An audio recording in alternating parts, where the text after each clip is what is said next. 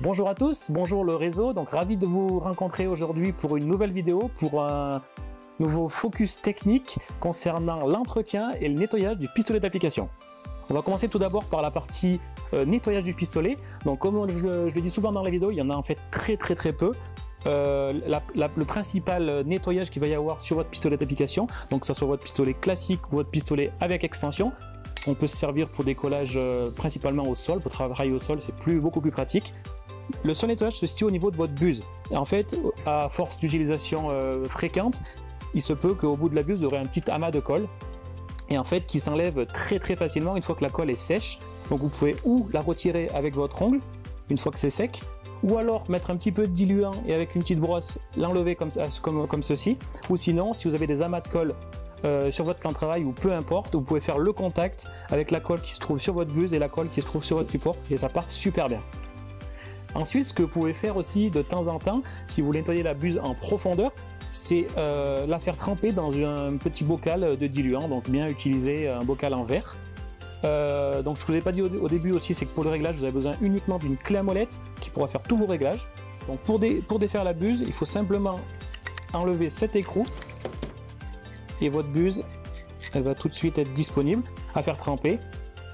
Donc comment on sait si la buse est entièrement propre? En fait, il suffit pas simplement de la mettre à la lumière, rapprocher de l'œil et se rendre compte qu'en fait le trou est vraiment super net et qu'il n'y a pas de résidu de colle à l'intérieur. Donc c'est de cette façon-là qu'on sait que notre buse est vraiment super propre pour avoir un jet optimal, quoi. Donc après, pour remettre la buse, c'est très simple, on la pose dessus, on met notre écrou et ensuite on l'oriente de la façon que l'on veut, donc horizontale, verticale. Et ensuite on serre. Voilà. Donc cette manipulation, elle peut être aussi effectuée lorsque, par exemple, j'ai ouvert mon pistolet de la molette, donc j'ai reculé la molette, j'essaye de faire cracher, mais ça crache ou très mal, ou alors ça crache presque pas. Donc ce qui peut se passer, c'est qu'il y a un petit bouchage au niveau de la buse encore.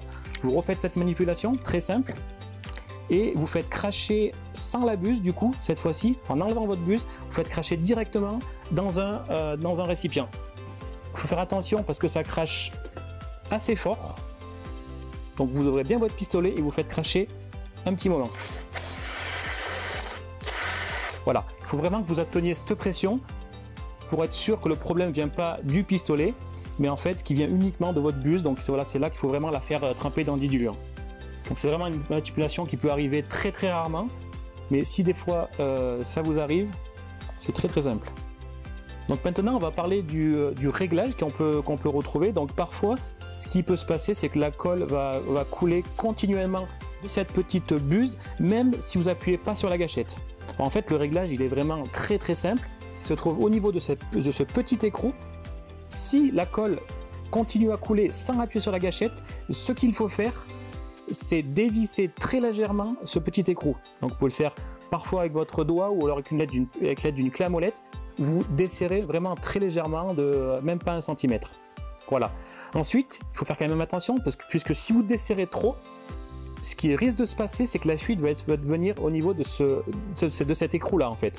Donc en fait, il y a vraiment un réglage à avoir, mais qu'on peut se rendre compte tout de suite puisque si on serre trop, ça va couler à ce niveau-là. Donc c'est vraiment très simple, mais de temps en temps, voilà, c'est ce qui peut vous arriver, c'est faire ce tout petit réglage qui vous permettra d'avoir un pistolet qui va être toujours propre et toujours prêt à l'emploi, quoi.